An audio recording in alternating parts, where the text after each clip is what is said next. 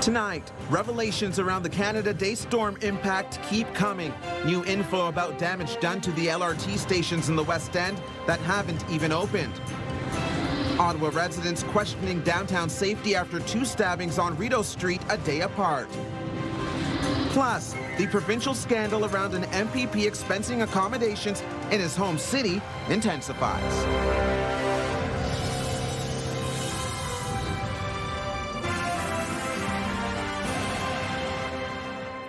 Good evening. With nightly news headlines starting to feel like they're the ones being flooded by the Canada Day storm impact, tonight a new angle to explore. The city says the LRT extension to the west suffered a big blow, and it's now raising questions about how long it will take to repair and whether this could further delay its opening.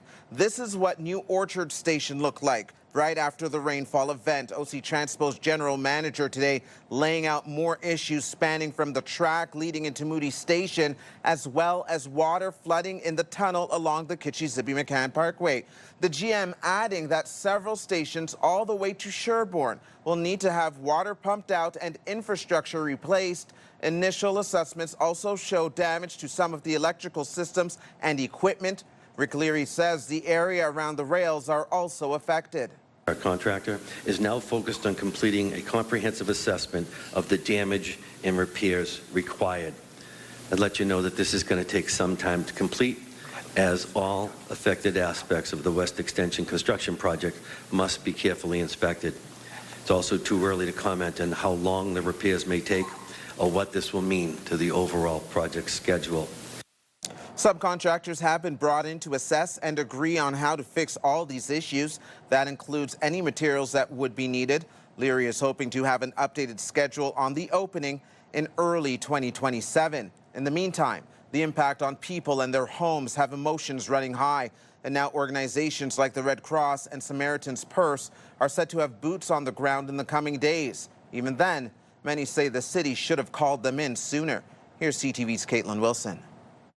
All the big tools and shop vacs and all of that kind of stuff, they'll all go into these box trucks, and these will be the box trucks that go out into the fields. 2 weeks after flash floods destroyed thousands of basements across the city, disaster relief organizations are now moving in. This is our headquarters here on site. This is our command post. And Samaritan's Purse is setting up base camp, preparing to field calls and send crews into some of the hardest hit communities starting this weekend after the city reached out. I got a call just over the weekend on Saturday when they said they had already a list of 200 people that felt that they were really needing some help up, that didn't have resources to get some help in. Then I said, okay, let's put this together. And as officials continue to assess the scale of the disaster, the first priority, those with nowhere else to turn. The elderly and people that really don't have those means to get that done on their own is the people that we're going to try and help first. More than 6,000 flooded basements have been reported to the city, and for Linda Piovesan, the cleanup is taking its toll. Kind of grueling, getting up, trying to do as much as I can to clean out, maybe sleeping 2.5 hours, 2 hours a night. The city is also partnering with the Red Cross to help with recovery. But after 2 weeks of navigating cleanup, repairs, and insurance claims, many residents are wondering if help could have arrived sooner. In this case, one of our early challenges was determining the very full scope and severity of impacts, given a lot of the damage was inside people's homes. And for thousands of residents, the recovery is far from over. There's too much of a need, and so I think I'm a little worried that their homes are going to be full of mold and the damage is going to be much, much worse. Katelyn Wilson, CTV News. We have extensive coverage of the lasting storm impacts. You can find it all on our website, ctvnewsottawa.ca. Here's a live look through our Centennial Glass sky cam. It is 19 degrees out there right now. The wildfire smoke seems to have blown out of the nation's capital. But here's Jackie Perez with what else you can expect. Well, the good news is for the rest of our evening and into our overnight, we are anticipating clear skies. Tomorrow morning, though, and in the afternoon, we are anticipating the chance of showers and a risk of thunderstorm. This will start around 12 p.m. and could continue until 2 p.m. throughout Eastern Ontario. So pop-up isolated showers as well. So we are taking a look at this and keeping a close eye as well. But it should clear by the time 7 p.m. rolls around to clear skies for the rest of our Thursday evening. Here's a closer look at temperatures. Yes, the humidity will be breaking, but it won't quite be until the late afternoon. So for tomorrow morning, it's going to feel like 27, even though the temperature will say 18 degrees. Those northwesterly winds are going to be moving in with wind gusts between 40 to 60 kilometers. Now, we are going to take a closer look at your weekend weather in just a bit. Thank you, Jackie. Turning now to a reunion story out of Carp, where a family is meeting the father and daughter who saved their lives. CTV's Dyson has all the heartwarming details. Hi, thank you guys. It was so amazing. A second meeting for Jolene Scher and Scott Van Will, steeped in meaning, given the first time they met was this.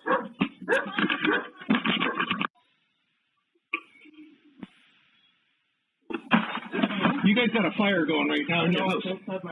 You got a big fire going on. I saw him running down the driveway and I heard my dog bark, and it wasn't until the doorbell rang and then I heard Scott's voice from the doorway that we had a fire that we all just kind of ran to the foyer to see what was going on. Mess received 2-story residential type 5 fire from side Bravo from the garage and second floor roof side Alpha. Confirmed all clear, all pets and occupants out. On Monday, July 6th, Scher's home on Diamondview Road in Carp went up in flames. Very black smoke, and as we were just coming up close, there's a little flicker of fire out of the corner of the garage at the back, so we pulled over, and that's when we ran out of the car, and Leah's behind me, and I'm telling her to call 911. Scher, her husband, 4 kids, and dog got out safely, but the home is destroyed. There's a lot of memories made there. And there's a lot of memories that aren't going to be made there, and I think that's what's hitting my older daughter. It's just that she wanted to raise her babies in that house, you know? Just that there's things that still needed to be done there. But important pieces, you got everybody here, right? Yeah, exactly. So they'll be able to have those babies. Scher and her family were saved thanks in part to a mistake by Van Will. The funniest thing was we weren't even supposed to be there because it just happened to be I took the wrong turn off the highway. A wrong turn that couldn't have been more right. The cause of the fire is still under investigation, but Scher says her family intends to rebuild because they don't want to live in a place where there aren't people like the Van Wills. 100% builds. We wouldn't leave this land and this view and this area and the people. Dyson, CTV News. Questions about safety in the downtown core resurfacing tonight, and it comes after back-to-back stabbings in less than 24 hours. A woman was found with stab wounds in the area of Frito and Cumberland Streets yesterday afternoon, and Monday night a man was stabbed during an attempted robbery at George and Alhousie Streets. CTV's Tyler Fleming has the latest on what police plan to do about it. Overall, James Saunders calls Ottawa a safe city, but when it comes to the Byward Market, this area here is where I don't feel the safest, and this is where I live. He says open drug use and people in crisis are now part of daily life here. You get sworn at, all kinds of foul language. And while he doesn't blame those who are struggling, he says more support is necessary. More community work, more interference, if you want to use that word. His concerns come after back-to-back stabbings this week. Monday night, a man was critically injured near George and Dalhousie in an attempted robbery. Then on Tuesday afternoon, a woman in her 20s was seriously hurt near Rideau and Cumberland. Currently, the investigation is ongoing. No arrests have been made. The violence also follows a fatal stabbing outside the doors of the Rideau Centre in February. However, police say the incidents do not signal a growing trend and that these are rarely random attacks. This isn't somebody down having dinner that's become a victim of a stabbing or an assault, which I think people should take some comfort in. Although these are serious and we are taking them very serious, they are not random attacks. But still, if I were to go downtown at certain periods on certain days, there's definitely, I wouldn't want to be alone sometimes. Since May, police have been boosting visibility in busy downtown areas. This past weekend, carrying out dozens of enforcement actions. Making people feel safe, but also be safe. And that's our approach right now. Still, some say enforcement alone is a band-aid solution to a much deeper problem. If a person is walking around with serious problems and you recognize them, you know they're there, take them in and get them help. Period. Tyler Fleming, CTV News. Some may consider doing more shopping across the river in Gatineau. There's a new tax break in effect in Quebec, and it removes the provincial sales tax from a range of food and hygiene products. We are helping them to reduce the pressure that is put on their budget. The Quebec government says it will help households save money, but the move is drawing mixed opinions. Thousands of products have to be reviewed and recoded. While some products are clear-cut, others fall into a grayer area. But Quebec's provincial sales tax will be removed from things like toilet paper, some snack bars, prepared fruit and vegetables, and individual baked goods. Back here in Ottawa, the city's renoviction bylaw received the final stamp of approval today. Now landlords will be required to obtain a license and permit when issuing an eviction notice to tenants for renovations or repairs. They'll also need to provide tenants with an education guide. This is meant to prevent bad faith evictions. The bylaw will come into effect on January 1st. Also, federal public servants have just 10 days left to apply for an early retirement package. As of this week, nearly 8,600 federal workers have applied, with more than 6,000 already approved. Eligible employees have until July 24th to apply to the program, and they must retire by January 20th of next year. This is part of the federal government's plan to reduce the size of the public service. We decided to stay more local this week because the gas prices are high. Coming up, gas price budgeting concerns may have people changing summer plans, and the prediction is pocketbook pains from the pumps are set to hurt even more.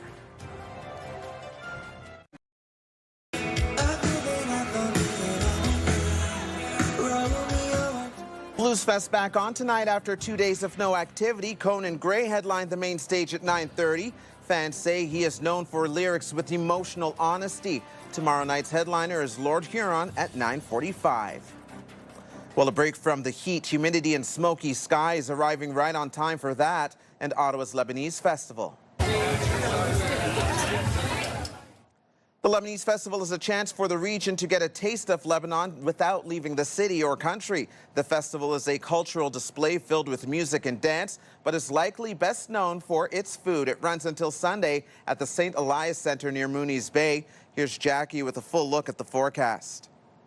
Well, the good news is for here in Ottawa, the air quality warning as well as the heat warning has lifted. It is still going to remain fairly warm for the overnight, 18 degrees, few clouds in the skies. We've got those northerly winds moving in. That is keeping things quite cool. So if you are and about, you might notice those cool breezes moving through. Tomorrow, 27 degrees is the anticipated daytime high. Between noon and 2 p.m., we could likely see precipitation moving through, perhaps the chance of some thunderstorms rolling in. It isn't expected to last very long. It should clear and the sky should clear by the time the evening rolls around. Taking a look at tonight's lows in eastern Ontario, about 19 degrees along the Seaway. You've already seen those cooler temperatures rolling in close to Bancroft, 13 degrees, 16 in Pembroke and Petawawa. Clear skies as well throughout the region. Tomorrow's daytime highs, we are averaging around 25 to 26 degrees, slightly warmer in the Brockville area at 28 degrees, and it's very similar to Kempville as well. But it will feel a little bit colder with those northerly winds moving in between 20 and 60 kilometers per hour. Now, a closer look into our Friday. Clear skies for Thursday evening, going into Friday morning as well. Nothing in terms of clouds. We will see a little bit of cloud cover for Friday afternoon into the early evening, but we should be clear for our Friday at least when it comes to precipitation. Daytime high 27 degrees, but as we look towards Saturday and onward, we are anticipating more rain moving in here to Ottawa.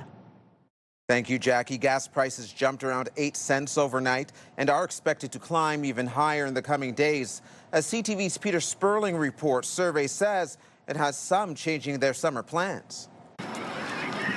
Making summer memories. The museum was really fun. Hudson Clark visiting the Canada Science and Technology Museum with his sister and mother Eva. We decided to stay more local this week because the gas prices are high, and then we were taking advantage of the Canada Free Pass to enter the museum to try and save on some costs because everything now is super expensive. The rising cost of gas has many watching their wallets and rethinking summer travel plans. We definitely changed our plan. We were hoping to travel a little bit further because we have the week off, but we're going to be very mindful about where we travel and how we plan those travels so that we can save on gas. She's not alone. A new CAA survey finds Ontario families are feeling the impact of higher gas prices. It's not just about filling up at the tank, it's about their overall affordability and household budgets. And according to CAA, nearly 7 in 10 Ontarians aged 35 to 54 say gas prices are affecting their recreational activities and vacation plans, with many scaling back or rethinking how they spend their time off. Now at the pump, many drivers not surprised by the survey results. No, I'm not surprised at all. People are staying closer to home, what I'm hearing. That is surprising because, like depending on where they're going, for us as Canadians, driving's the norm. It's so expensive. Gilles Rosen still going ahead with a road trip to PEI later this summer. Well, we're using my wife's car, so it's cheaper on gas. But back at the museum, It's just been a great week for me. Peter Sperling, CTV News. I think that they need to make sure that the train can consistently work. Having 6 months of just half of the train being open, that was crippling. Coming up, return to office and the plan to get public servants there. More on that right after this.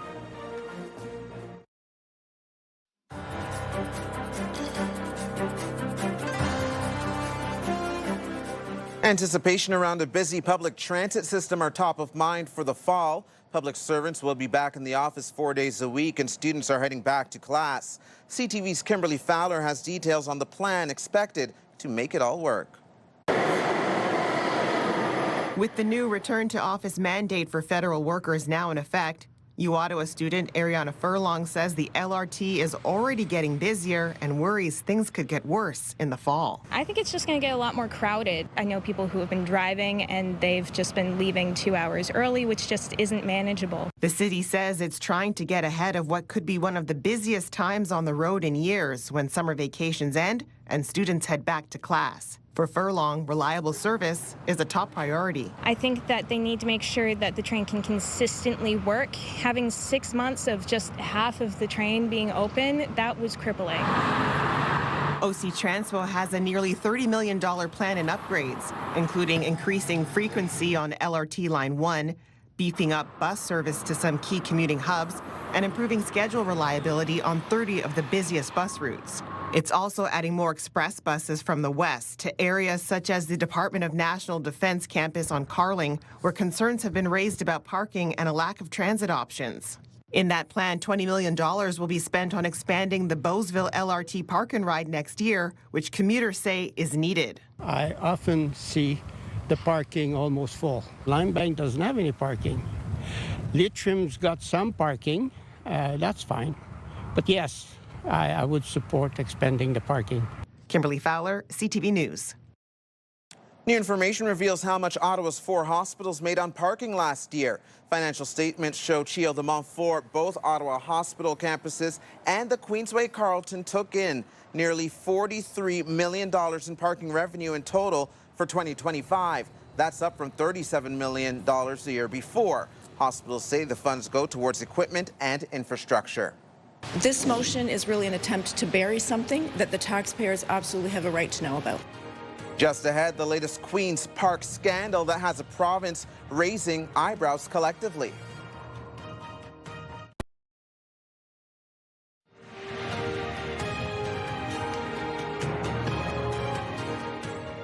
Welcome back. The Ford government is planning to eliminate a rule that allows Toronto area politicians to expense hotel stays in the city under special circumstances. CTV's Siobhan Morris has more on what's sparking the change. With hotel bills from several government MPPs shooting past $100,000, the government House Leader has moved to eliminate the rule that made them possible. It was intended to help members who live close to Queen's Park in an emergency, like a snowstorm. The opposition leader insists a rule change doesn't undo the past. These members just simply saw that policy. They understood what it was for. All of us do as MPPs. and they chose to abuse it. It's an exciting time in Ontario. Public records show the parliamentary assistant to the Minister of Transportation racked up the biggest bill since 2023. Hardeep Grewal, who represents Brampton East, billed taxpayers for over $27,000. Nina Tangri from Mississauga Streetsville had almost 19 grand. And Charmaine Williams of Brampton Centre has been repaid close to $16,000. We told you yesterday the Minister of Tourism, Culture and Gaming was paying back $16,000 in hotel bills, including $6 grand in just a month. There's no excuse for this behavior. And again, I'm happy if they prove me wrong. Show us the receipts. The Liberals say they're willing to work with the government on eliminating the rule, but previous bills have to be explained. This motion is really an attempt to bury something that the taxpayers absolutely have a right to know about. Stephanie Bowman suggests the Auditor General or Integrity Commissioner may need to weigh in. I mean, I'm a chartered accountant by background. I would say that this kind of policy is rife for abuse because it is not specific enough about when it is allowed to be used. Well, who could ever have thought this was a good idea? Former Ontario PC leader and Toronto Mayor John Tory says all the rules about MPP expenses may need a second look. It isn't just about partisan damage, it's about damage in the institution and damage in elected representatives. And I'm a great believer in the good the system can do and in the goodness of the people who are in it, and this doesn't help. A spokesperson for the Premier says any expense that did not meet the intent of the rules will be reimbursed to the legislature in full. But she offered no explanation of who would make that call or how. At Queen's Park, Siobhan Morris, CTV News. Well, if you've ever bought something online, you may have checked the product reviews, but it turns out many of those could be fake. CTV's Pat Foran explains. The fake review problem in general is so much worse than most people are really aware of. Kay Dean is a former U.S. federal investigator who founded Fake Review Watch. She contacted CTV News after she noticed fake reviews being posted for a Toronto window company.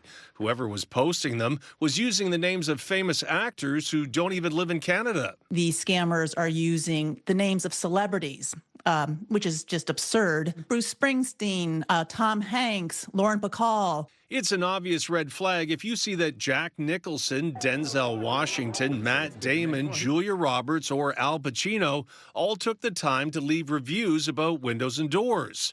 CTV News contacted the business, which claimed, "Our window company has never instructed, authorized, or knowingly engaged anyone to post fake reviews or create fake business listings on our behalf." Dean says fake reviews are rampant on the web. This is just a snapshot of what's happening routinely on Google. We also reached out to Google, which said our policies clearly state reviews must be based on real experiences and information and do not allow reviews or ratings that have been paid for. But this has definitely impacted my business, and as well as other businesses in the area as well. A man we'll call John asked us to shield his identity. He owns a computer business in the Toronto area and says his main competitor is using fake 5-star reviews. He says he's losing customers and that Google should crack down on fraud. At the end of the day, when a business is buying reviews to outrank visibility against competitors in the area, that's just unfair. Dean says Google is making money on fake reviews and needs to do more to stop them to create a level playing field. My advice to consumers is go back to the old tried and true method of getting your information by word of mouth, not to rely on reviews. Pat Foran, CTV News. When we return, a look at today's World Cup excitement in the capital. Here's another live look through our Centennial Glass Sky Cam where it's still 19 degrees outside. And here's Jackie with your wake-up forecast. Well, our wake-up weather, 18 degrees and sunshine. We've got those northwesterly winds moving in as well, fairly calm, but the cool breeze will remain for our Thursday. Now, keep in mind between 12 and 4, we are anticipating some rain, so you might want to bring your rain gear as well if you are out and about during those times. Should be clearing by Thursday evening, and then temperatures will cool significantly overnight, down to 13 degrees. And Friday's daytime high, 27. Thanks, Jackie. Finally for us tonight, we now know who will be facing off against Spain in the World Cup final. Messi. Oh, and England are in trouble. Messi with the assist in extra time to give Argentina a 2-1 win and a thrilling last-minute victory over England.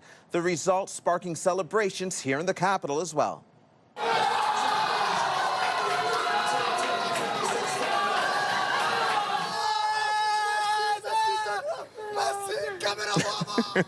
Bars erupting and cheers here in the Byward Market. However, there's definitely a more somber mood at spots hosting England fans. The World Cup final is on Sunday at 3 p.m.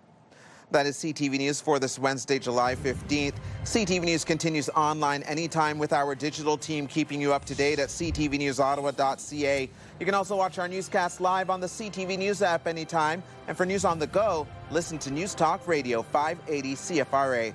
For all of us here at CTV News, thank you so much for watching. Have a wonderful night and stay safe.